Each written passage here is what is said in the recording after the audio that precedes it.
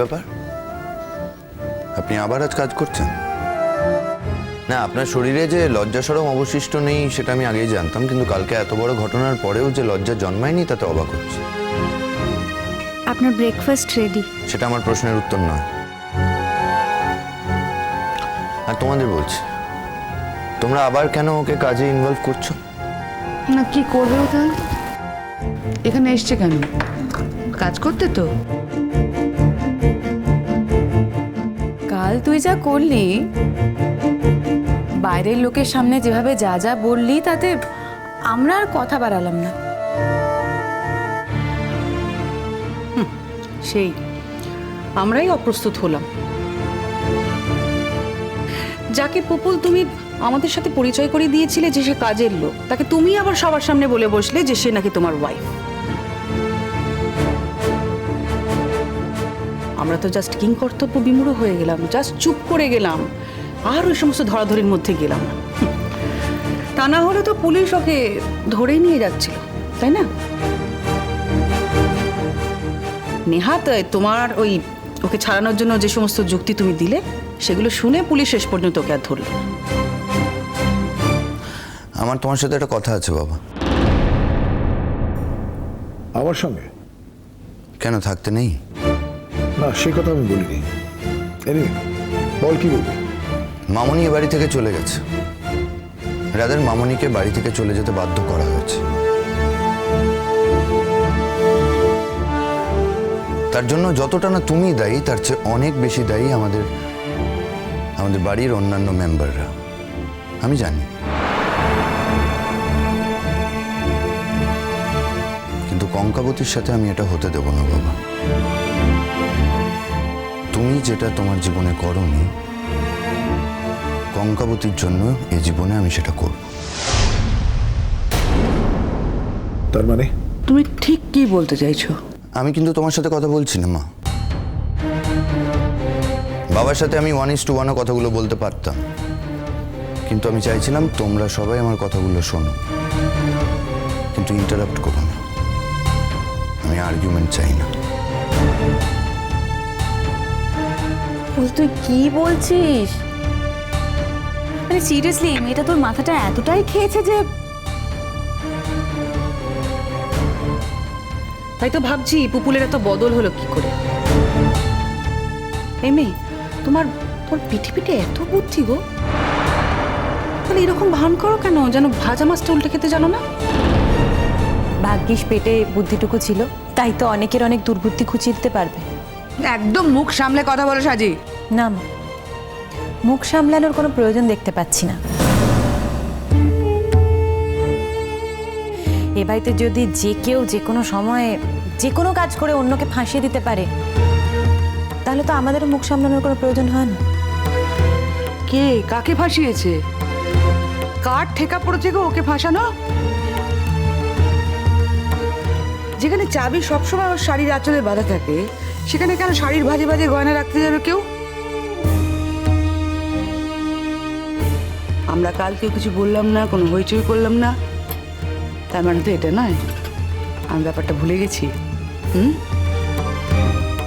সাজি, কোথায় তোমার আমাদেরকে বাহবা দেওয়া উচিত যে আমরা এরপরে আর কিছু করিনি বিষয়টা নিয়ে, তা না করে উল্টে তুমি আমাদেরকে যা নয় তাই বলে যাচ্ছ।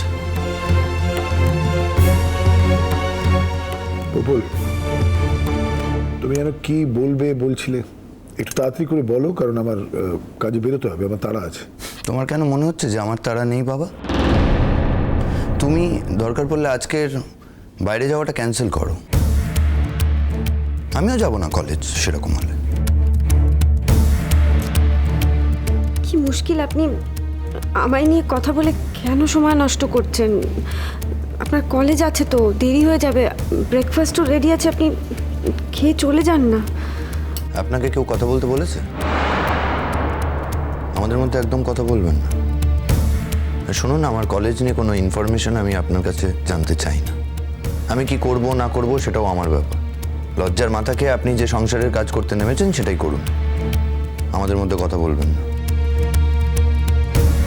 সবার খাওয়া হয়ে গেছে, ভাইয়ের ব্রেকফাস্টটা দিয়ে তুমিও তোমারটা নিয়ে নেবে কখন।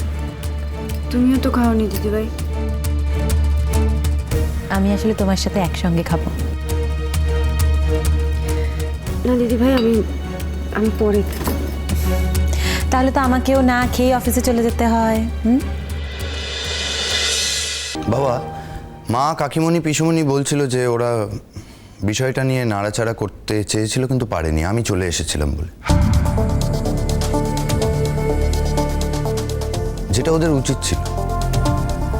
আমি এই বিষয়টা নিয়ে নাড়াচাড়া করতে চাই বাবা।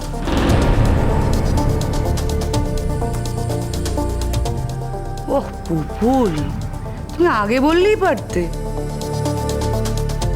কাল তুমি পুলিশের হাত থেকে বাঁচিয়েছো, আজ তুমি সকলের সামনে ওকে চার্জ করে বাড়ি থেকে তাড়িয়ে দিতে চাও। বলো সেটা। এই না হলে আমাদের পুপুলের বুদ্ধি। তাহলে একটু আগে কি সব বলছিলি যে মামুনির সঙ্গে যা যা হয়েছে ওর সঙ্গে সেসব হবে না? না না শাহনাদি, আমার মনে হয় ও বোধহয় বলতে চেয়েছিল যে ওই মহিলাকে আমরা যত বেশি দিন সহ্য করেছি, এর বেলায় আমাদেরকে সেটা করতে হবে, তাই না পুপুল? হ্যাঁ হ্যাঁ হ্যাঁ, একদম ঠিক, এক্স্যাক্টলি। শুধু বিষয়টা একটু অন্যভাবে ভাবতে হবে। মানে মামনি এ বাড়িতে অনেক বেশি দিন ধরে সহ্য করেছে। মামনি তো আমার জীবনের শিক্ষা, আমি জানি। কিন্তু কঙ্কাবতীকে এত বেশি দিন বোধহয় সহ্য করতে হবে না। তুই কি বলতে চাইছিস বা কি বলছিস আমি কোনোটাই বুঝতে পারছি না পুকুর। স্পষ্টভাবে বোঝাও। দেখো, প্রথম কথা, কথার মাঝখানে ইন্টারাপ্ট করলে তুমি কিছু বুঝবে না। দ্বিতীয় কথা, ইন্টারাপ্ট করলে যেটা হয়, কথাটা বোঝার জন্য যতটা মনোযোগ দেওয়া দরকার সেখানে দিতে পারে না মানুষ। আমি এই পুরো বিষয়টা নিয়ে নাড়াচাড়া করতে চাই। আমি জানতে চাই এক্স্যাক্টলি কাজটা কে করেছে।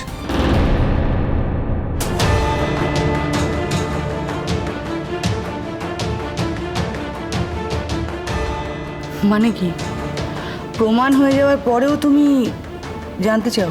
কিচ্ছু প্রমাণ হয়নি। শোনো, তোমাদের মুখের কথা কিন্তু আমি সূর্য ওঠার মতো সত্যি বলে কোনোদিনই ধরে নিইনি, আজকেও নিচ্ছি না। তাহলে তুই কি বলতে চাস পুপুল? আমরা মিথ্যে কথা বলছি? কেন? তোমরা সমস্ত রকম মিথ্যের ঊর্ধ্বে নাকি? আপনি কেন এই বিষয়টা নিয়েই তখন থেকে কথা বলে যাচ্ছেন? ভাই, আপনি কাজে যান না। আপনি চুপ করবেন? Just shut up. আপনি যেটা করতে এসছেন সেটা মন দিয়ে করুন, আমার ব্যাপারে কথা বলবেন না। আর পছন্দ না হলে এখান থেকে চলে যান প্লিজ। হ্যাঁ ভাই, কি হচ্ছে? কেন ভাবে ওর সঙ্গে কথা বলছিস তুই? তুমি কি নাড়াচাড়া করবে আর কি নিয়ে প্রমাণ করবে আমি কিছুই বুঝতে পারছি না পুকুর। বাবা, ওই গয়নাগুলোয় কার হাতের ছাপ আছে?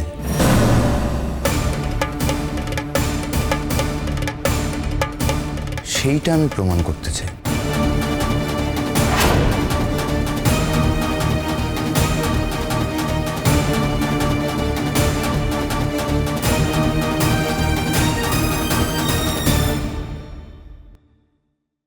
আপনি কি বুঝতে পারছেন না?